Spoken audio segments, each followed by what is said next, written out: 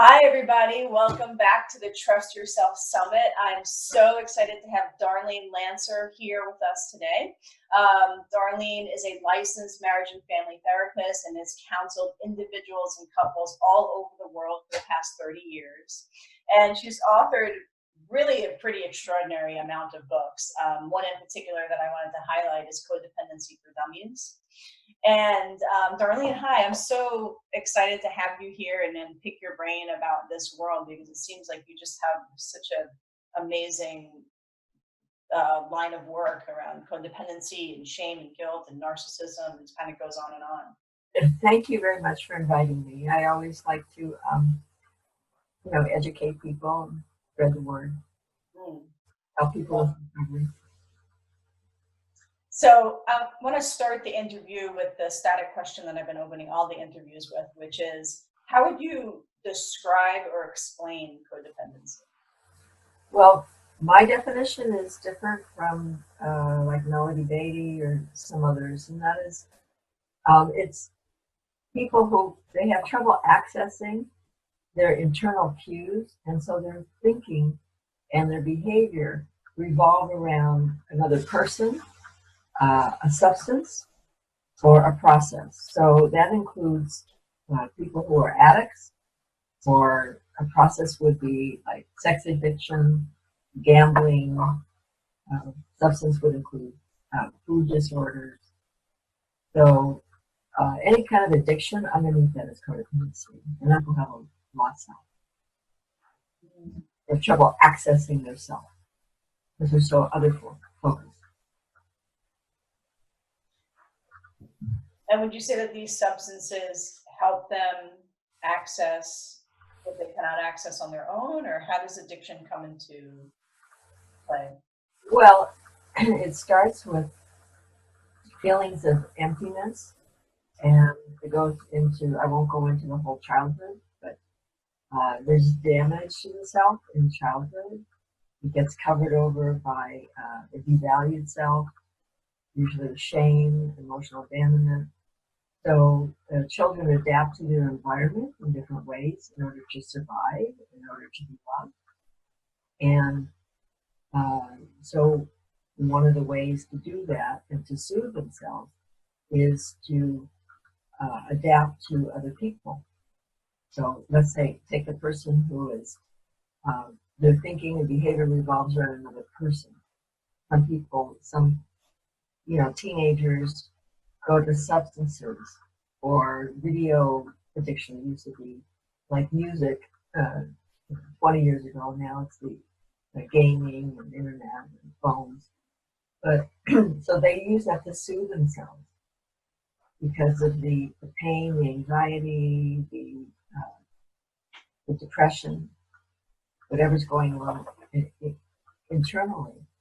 And others try to do the same thing by pleasing, by to be loved, to adapt to what their parents want rather than the parents mirroring and filling the child's needs and empathizing with the child. That's a natural process of empathy and mutuality, but when that's missing for various reasons, then children will start trying to be vigilant to read the adult and find out what the adult needs and how to be safe, whether it's to achieve, to please, different ways, depending on the child's personality and the environment. So that's how it gets started. But the more that a codependent does these things, whether it's using drugs or adapting to someone else, the larger the gap is between the real self and the codependent self. So eventually they develop a false self.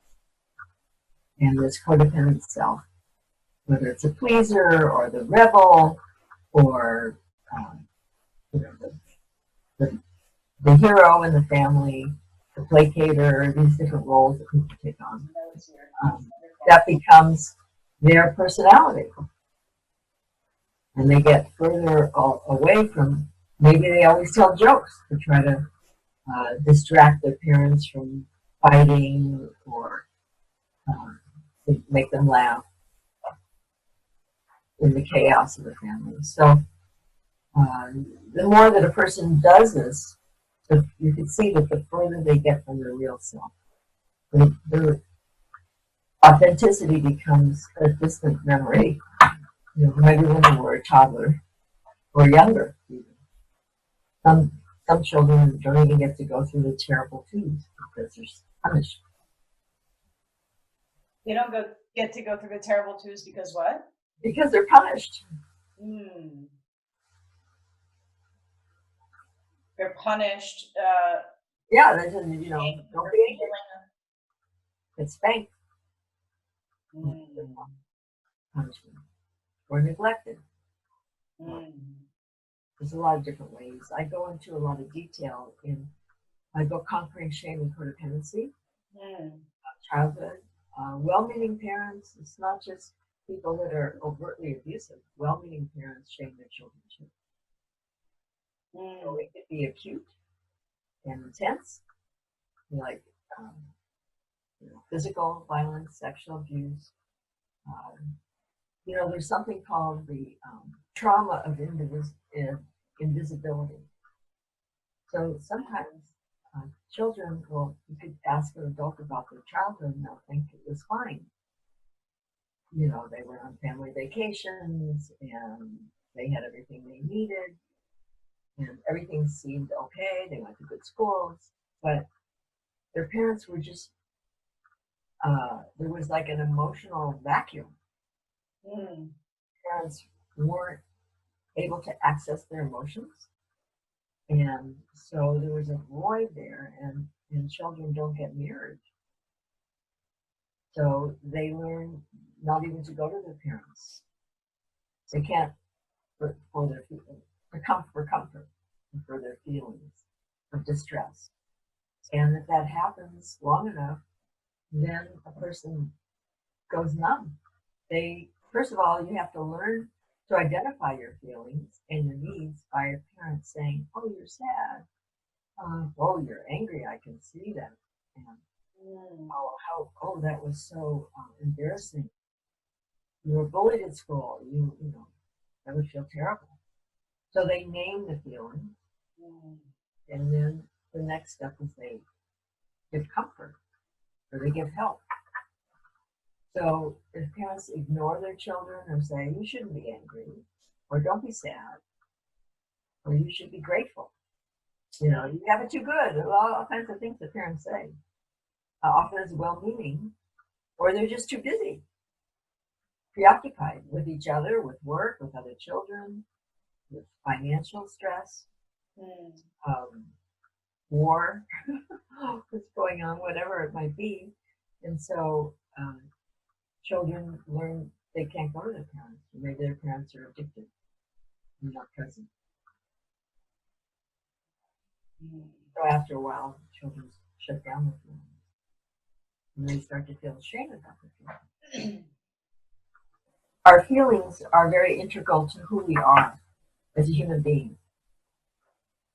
And to become a whole individual, we have to individuate, which means we form an identity with our own individual thoughts and feelings and perceptions and beliefs.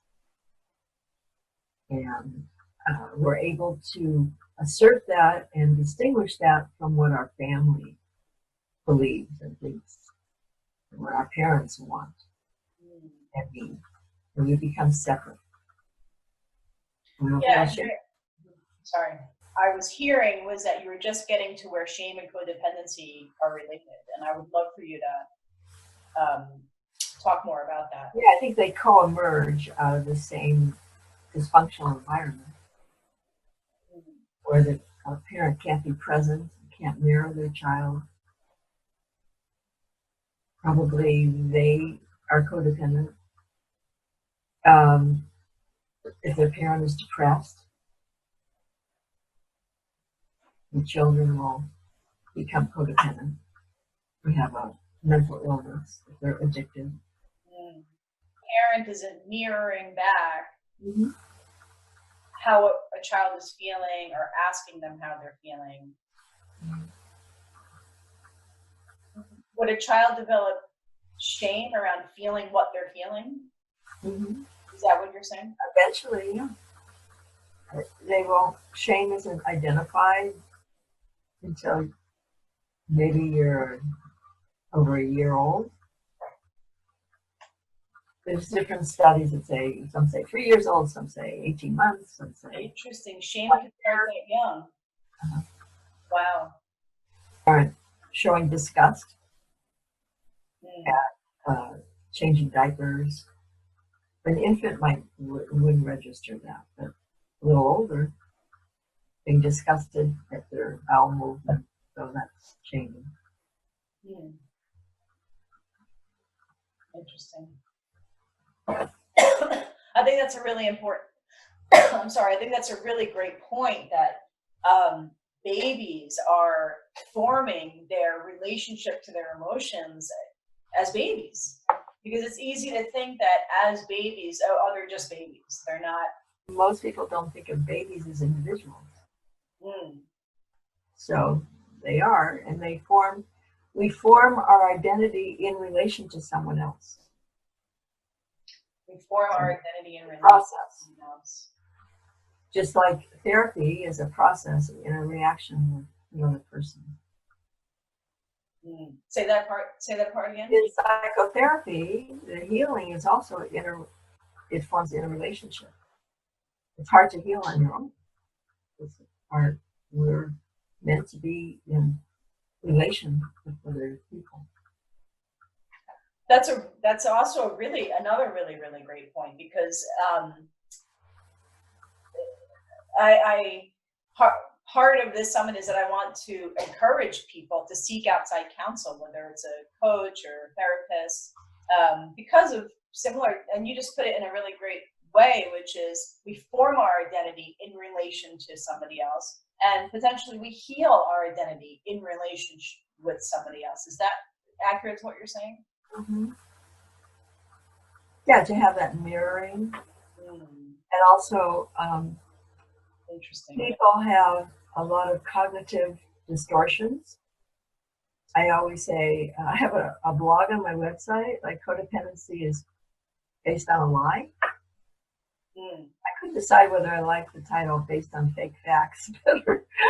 But what is that lie? Because it's formed on beliefs that are the result of faulty parenting, dysfunctional parenting.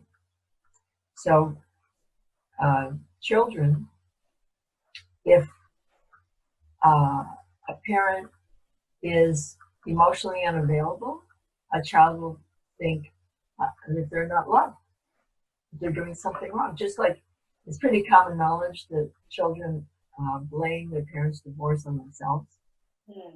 They think they could have something they did, or that they could get their parents back together.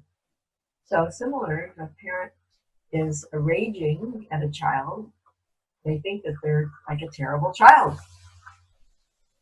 Some parents actually say that, say really shaming things. But if they're just busy on the phone all the time, which a lot of parents are, they're ignoring their child, and so that's emotional abandonment. So every child has to feel like they matter to both parents, that each parent wants a relationship with them. And not because they're performing, doing well in school, a soccer star, but for who they are authentically. Not to turn away when they're crying, think that they're bad because they're angry, that they are accepted, and that parent wants to spend time with them, is interested in them, values them. And so it's nice if you have it at least from one parent, but it's still not enough because it's a trauma that you don't have it from your other parent. Think more about this internal dialogue, about how it seems as if what you're saying is that if there's a lack of mirroring happening, if there's a lack of attention to how the child is feeling and their reaction and how they're internalizing things, that that can have a child interpret something's my fault here, something's wrong with me here. That's right. Accurate to what you're saying. Can you say more about that? And then that's probably in the world of the shame, I imagine. Well, if you don't feel understood by your parent, Mm. start to feel like an outsider in the family. A lot of times it could be sibling abuse too. One sibling gets more attention or is actually abusive, teasing. A lot of times, but that's not given a lot of attention. But I've had many clients who it seemed like their parents were pretty okay, but they had a sibling that may have been a narcissist or something and was teasing them, abusing them, calling them names, even physically hurting them. And the parents were at fault for not intervening and not protecting that child. I think I'm sorry. What was your question? I'm not sure I answered your question. I'm thinking it's your fault. Right. Yeah, a child will think that there's something wrong with me. And often parents will say, you're too selfish, you're spoiled. One client, their father said, you don't have any net worth. That's like, you're not making money, so you're just an expenditure. That's interesting that you said something like, they don't understand me. Yeah. So then you start to feel like there's something wrong with me. They don't understand me, there's something wrong with me. And those are very common things that adults say, right? They don't understand me. And so it's almost like those lines are what we bring into our adult life, and they're our inner child speaking as an adult. Absolutely. Yeah. And those are our triggers, and those are our wounds. I talk about our triggers are our wounds that are often turned as stigma. So I'll give an example from my own experience. Okay. I went to talk a little bit. If you could just talk a little bit. I went to a fish market, and you have to take a number there, and I did. And there were a couple salespeople, and one stepped up and started serving someone. Well, I had the next number, but instead she started helping someone else. And this other woman started buying up all the fish, the particular fish that I wanted. And I objected. And I said, but I was next. They said, well, we're already helping her. It doesn't matter. And I objected again. And I said, well, wait a minute. And they just wouldn't listen to me.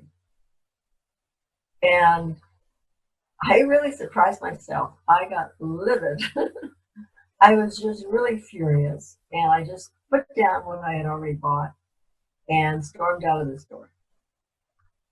And I thought this was just so atypical behavior of me. I couldn't understand why I just went over the top about this. And I thought about it. And by the way, when the person goes into a rage like I did, it's usually because it's triggering something from your childhood. And what it was it reminded me of the feelings must have been how it felt as a child with a narcissistic mother who it didn't matter what I wanted or said, it was like my way or the highway. So that's typical often with a domineering parent or narcissist. So because even though I felt like I was in the right and nobody was listening, taking me seriously to my complaint, they just didn't even give me the time of day to listen. So it just pushed that button and it just blew up. So that's an opportunity to heal that. The more conscious you are in these things, and you can talk about it. It might bother you, but you might not react the same way. If it's in an intimate relationship, then you can address it assertively and talk about what's happening. If you're in a relationship with a narcissist, there's a lot of codependence are with abusers or narcissists or addicts or other mentally ill people that can be difficult, or just people that are abusive.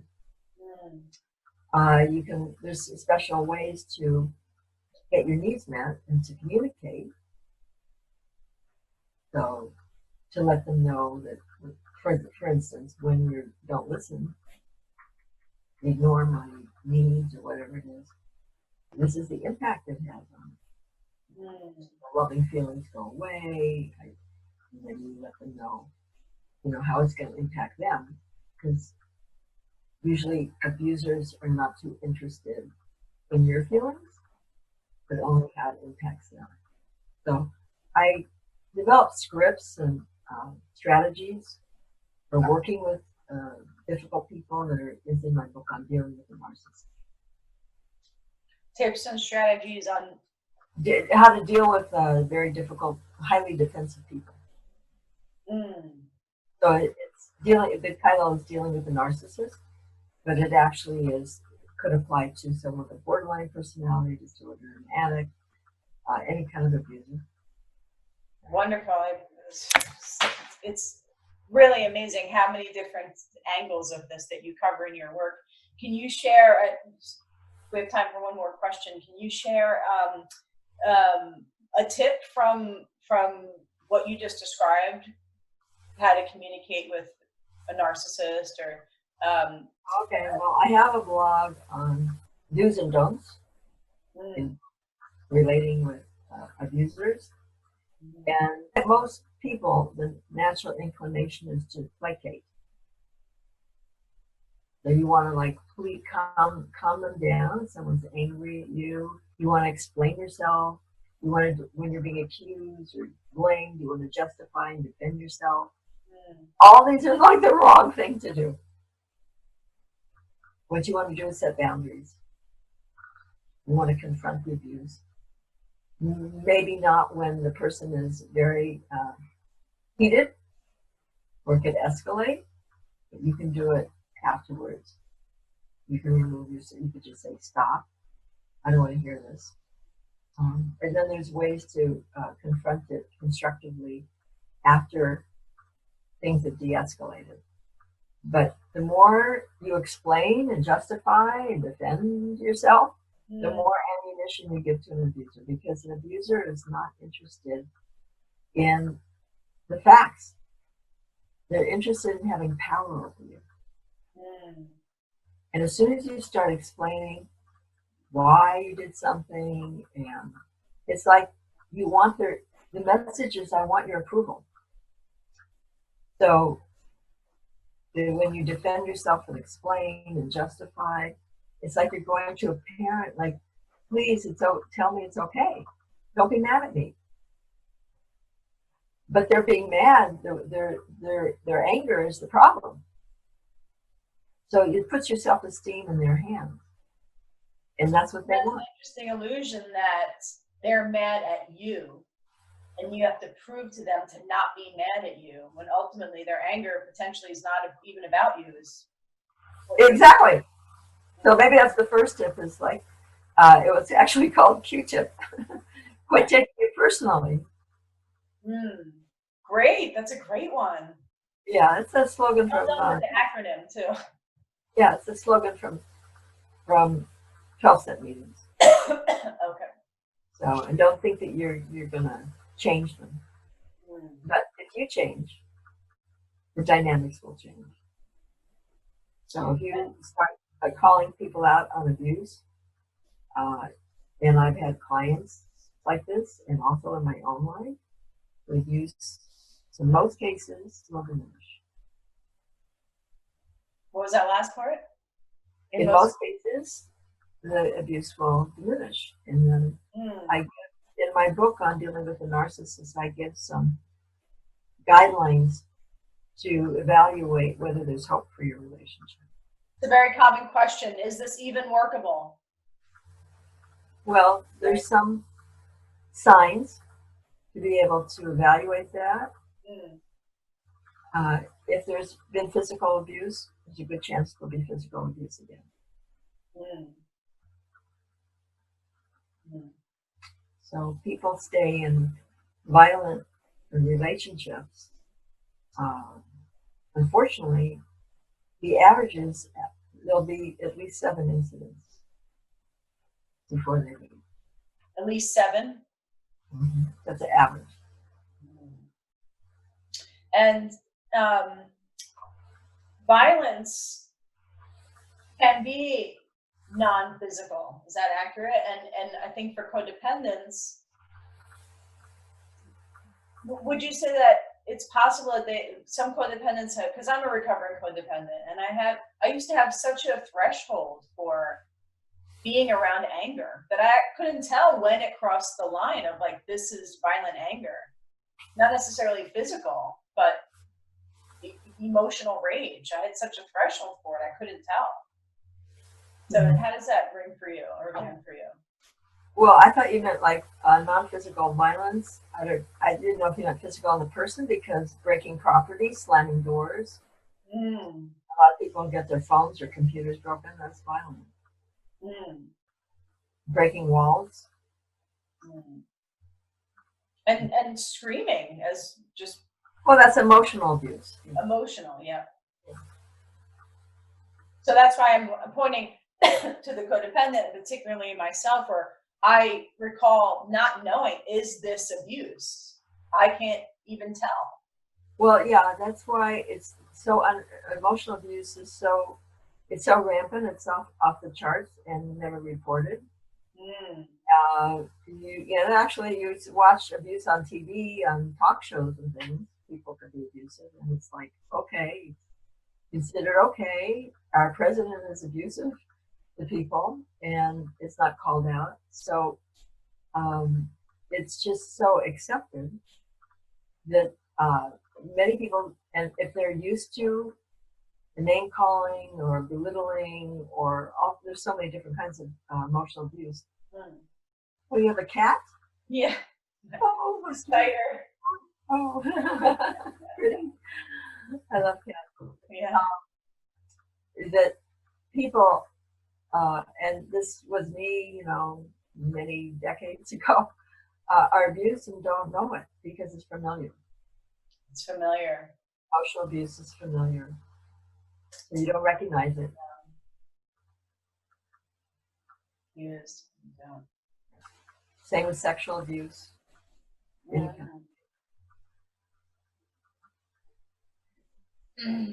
So we're coming to a close now. Do you have anything else you want to add in before we end? Well, just that people can listen to my interviews and videos on YouTube and clip the CLYP.com. I post every day on Facebook, LinkedIn, Twitter, and there's links to all of this on my website, whatiscodependency.com. There you can get free 14 tips for letting go. If you'd like to subscribe to my blog, there's a link there. I blog every month. I only do mailings about once a year. Well, thank you so much, Darlene. Thank you for the work that you do and the many areas of human behavior and relationships that you cover. I so appreciate you being here with us. Again, you can go to whatiscodependency.com to get your free copy of 14 Tips for Letting Go. Thank you, Darlene. Thank you, Cheryl. You're welcome. It's my pleasure, and we'll see you all in the next interview. Bye-bye. Bye-bye.